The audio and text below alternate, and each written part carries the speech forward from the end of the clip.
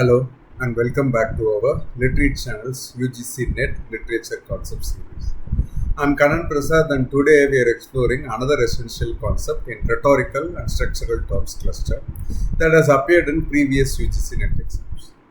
Today's concept is antithesis. This concept appeared in the December 2021 examination and falls under our rhetorical and structural terms cluster. Let's examine antithesis. The term derives from the Greek antithene, meaning to set against or to oppose, perfectly capturing its function of juxtaposing contrasting ideas. Antithesis has been a powerful rhetorical device since classical antiquity, flourishing in ancient Greek and Roman oratory, continuing through medieval religious discourse and remaining prominent in all subsequent literary periods as a fundamental tool for persuasion and artistic expression. While antithetical structures appear in early religious and philosophical texts, the formal codification of antithesis as a rhetorical device is attributed to Aristotle in his Rhetoric. Roman rhetoricians like Cicero and Quintilian further developed its application, establishing antithesis as a cornerstone of effective persuasive discourse.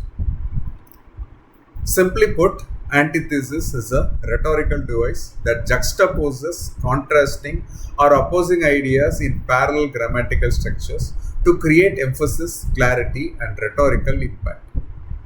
Key features of antithesis include juxtaposition of opposing concepts, often using parallelism, creation of balance through contrasting elements, enhancement of argumentative force through clear opposition, generation of memorable expressions through striking contrast, often marked by words like not, but, or other contrastive conjunctions.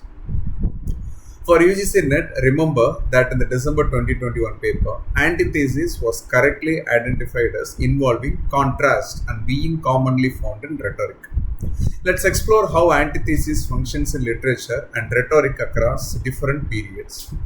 One of the most famous examples comes from Charles Dickens' opening of A Tale of Two Cities. It was the best of times, it was the worst of times. It was the age of wisdom, it was the age of foolishness. This extended antithesis establishes the novel's central theme of duality and contradiction in revolutionary times. Shakespeare frequently employed antithesis. In Hamlet, the prince declares, "Though this be madness, yet there is method in it," juxtaposing chaos and order. In Julius Caesar's Mark Antony's "I come to bury Caesar, not to praise him," uses antithesis to create irony as he proceeds to do exactly the opposite. Alexander Pope's poetry relies heavily on antithesis. In An Essay on Man, he writes, "To err is human, to forgive divine," contrasting human fallibility with divine grace in perfectly balanced phrases. Political rhetoric has long leveraged antithesis for powerful effect.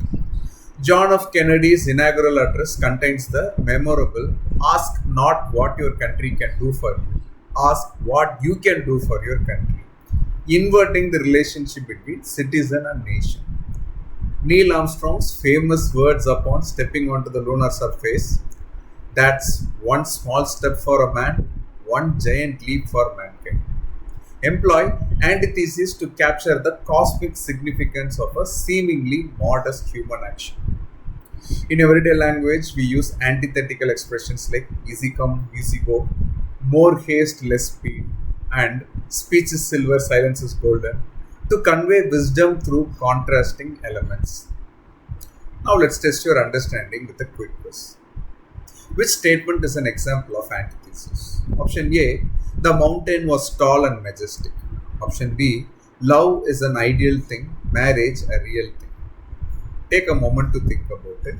You can pause the video if you want, and the answer is B. Love is an ideal thing, marriage a real thing, juxtaposes contrasting concepts in parallel grammatical structures. This exemplifies antithesis by setting up a clear opposition between abstract idealism and concrete reality. In contrast, option A merely describes attributes of a mountain without presenting any contrasting elements. Remember, antithesis juxtaposes contrasting ideas in parallel structures to create emphasis and clarity commonly found in rhetoric and persuasive discourse. For your UGC NET exam, be prepared to identify how antithesis involves contrast as seen in Dickens' Best of Times, Worst of Times. Questions shown in the video may or may not have been directly questioned in the UGC NET examination. I suggest and request that audience cross-verify the number of instances each term or concept appears. If there is an error, please check the description box for corrections. In our next video, we'll explore another important concept from our cluster. Thanks for watching Literate channel. Please feel free to comment below on any queries you may have about the terms in the video. See you in the next video. Happy learning.